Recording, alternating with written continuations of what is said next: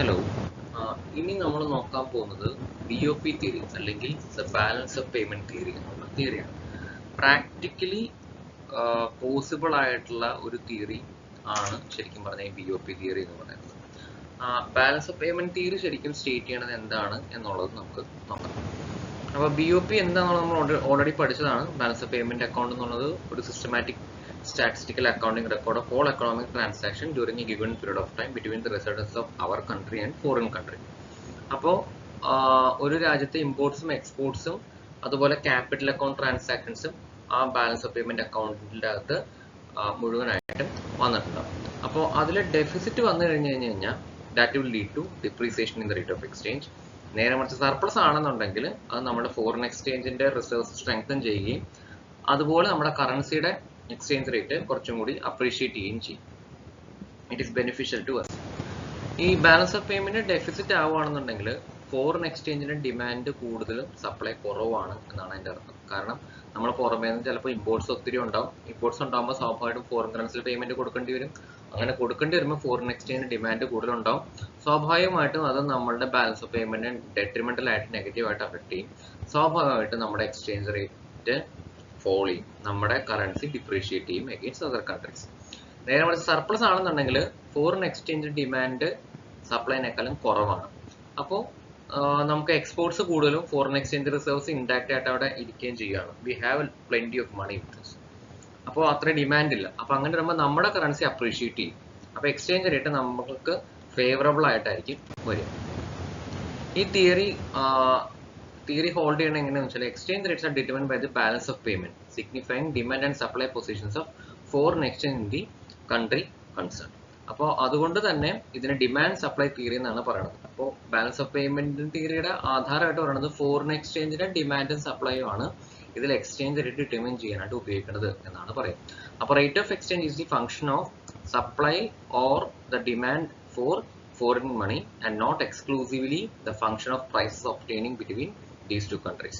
അപ്പോൾ രണ്ട് രാജ്യങ്ങൾ തമ്മിലുള്ള പ്രൈസ് ലെവൽസ് തമ്മിലുള്ള ഒരു കമ്പാരിസൺ അല്ല, പകരം ഫോറിൻ മണിയുടെ സപ്ലൈയും ഡിമാൻഡിന്റെയും ആ രണ്ട് ഫോഴ്സും തമ്മിലുള്ള ഇന്ററാക്ഷൻ കൊണ്ടാണ് എക്സ്ചേഞ്ച് റേറ്റ് ഡിറ്റർമിൻഡ് ആവുന്നതെന്നാണ് ബാലൻസ് ഓഫ് പേയ്മെന്റ് തിയറി പറയുന്നത്. ഇതിൽ ഡിമാൻഡ് ഫോർ ഫോറിൻ എക്സ്ചേഞ്ച് പറഞ്ഞാൽ ശരിക്കും പറഞ്ഞാൽ ഡെബിറ്റ് ഐറ്റംസ് വരുന്നതുകൊണ്ടാണ്. അതായത് ഇമ്പോർട്ട്സ് വരുന്നത് കൊണ്ട്, പുറമേ ഇൻവെസ്റ്റ്മെന്റ് ചെയ്യുന്നത് കൊണ്ട്, പുറമേക്ക് ട്രാവൽ ചെയ്യുന്നത് കൊണ്ട്, പുറമേക്ക് സർവീസുകൾ കൊടുക്കുമ്പോൾ, പുറമേ നിന്നുള്ള സർവീസുകൾ നമ്മൾ മേടിക്കുമ്പോൾ ഈ പേയ്മെന്റുകളെല്ലാം ഡെബിറ്റ് ഐറ്റംസ് ആണ് കൺസിഡർ ചെയ്യുന്നത്. അതുകൊണ്ടാണ് ഫോറിൻ എക്സ്ചേഞ്ച് ഡിമാൻഡ് വന്നത്. നേരെ തിരിച്ചുള്ള കാര്യങ്ങളാണെങ്കിൽ അത് സപ്ലൈയിലേക്ക് ലീഡ് ചെയ്യും. അതായത് നമ്മൾ സാധനങ്ങൾ എക്സ്പോർട്ട് ചെയ്യുന്നു, പുറമേലേക്ക് നമ്മൾ സർവീസസ് കൊടുക്കുന്നു, പുറമേ നമുക്ക് ഇൻവെസ്റ്റ്മെന്റ്സ് വരുന്നു, അതെല്ലാം ക്രെഡിറ്റ് ഐറ്റംസ് ആണ് കൺസിഡർ ചെയ്യുക. അപ്പോൾ ഈ ഡിമാൻഡും സപ്ലൈയും ആണ് ശരിക്കും പറഞ്ഞാൽ ബാലൻസ് ഓഫ് പേയ്മെന്റിന്റെ പൊസിഷൻ വെച്ചിട്ട് ഡിറ്റർമിൻ ചെയ്യുന്നത്.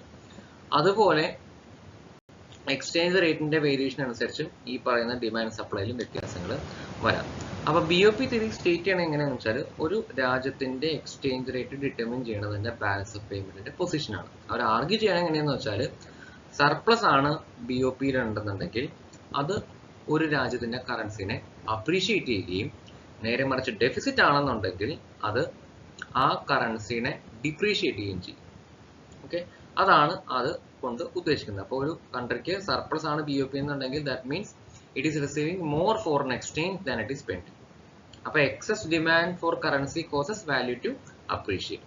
നേരെ തിരിച്ചാണെന്നുണ്ടെങ്കിൽ ഡെഫിസിറ്റ് ആണെന്നുണ്ടെങ്കിൽ അതിന്റെ ഫോറിൻ എക്സ്ചേഞ്ച് കിട്ടുന്നതിലും കൂടുതൽ അത് സ്പെൻഡ് ചെയ്യുന്നുള്ളൂ. So it requires more foreign exchange.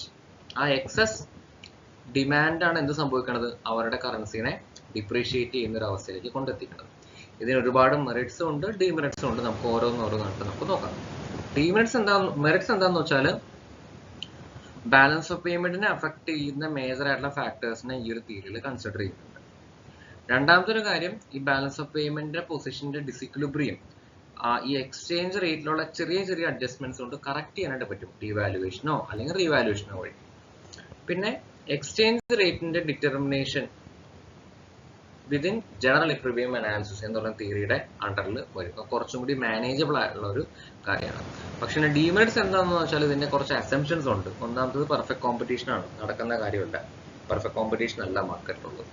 രണ്ട്, റേറ്റ് ഓഫ് എക്സ്ചേഞ്ചും ഇന്റേണൽ പ്രൈസ് ലെവൽസും തമ്മിലുള്ള ഒരു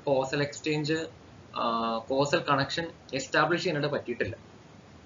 അതായത് എക്സ്ചേഞ്ച് റേറ്റിൽ ഉണ്ടാകുന്ന ഡിഫറൻസസ് കൊണ്ടാണ് ഇന്റേണൽ പ്രൈസ് ലെവൽസ് കൂടുകയോ കുറയുകയും ചെയ്യുന്നു എന്നുള്ളതോ, അല്ലെങ്കിൽ ഇന്റേണൽ പ്രൈസ് ലെവലിലുള്ള ഡിഫറൻസസ് കൊണ്ടാണ് എക്സ്ചേഞ്ച് റേറ്റിൽ വ്യത്യാസങ്ങൾ വരുന്നുള്ളതോ, അങ്ങനെ ഒരു കണക്ഷൻ എസ്റ്റാബ്ലിഷ് ചെയ്യാനായിട്ട് പറ്റിയിട്ടില്ല.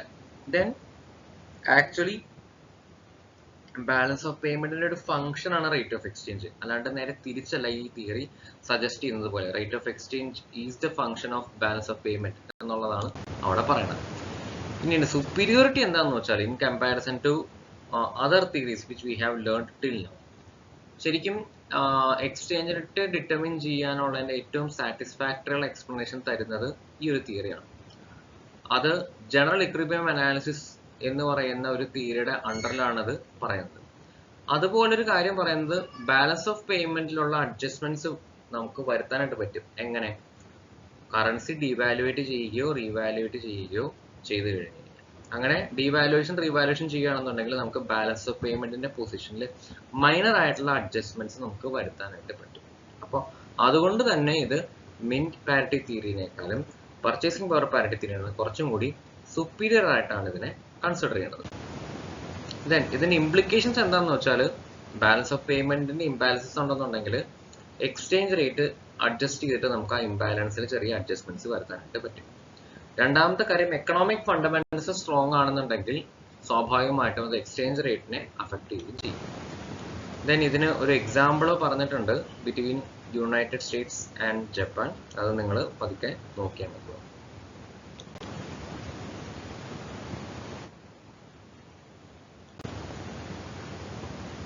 ഓക്കെ, അപ്പോൾ നമ്മൾ ഈ ഒരു വീഡിയോയിൽ പറഞ്ഞത് എന്താണ് ബാലൻസ് ഓഫ് പേയ്മെന്റ് തിയറി എന്നുള്ളതും എന്താണ് ബാലൻസ് ഓഫ് പേയ്മെന്റ് എന്നുള്ളതും എങ്ങനെയാണ് ബാലൻസ് ഓഫ് പേയ്മെന്റിന്റെ സർപ്ലസ് ഡെഫിസിറ്റ് അവസ്ഥകൾ എക്സ്ചേഞ്ച് റേറ്റിനെ അഫക്ട് ചെയ്യുന്നത് എന്നുള്ളത്. Okay, thank you.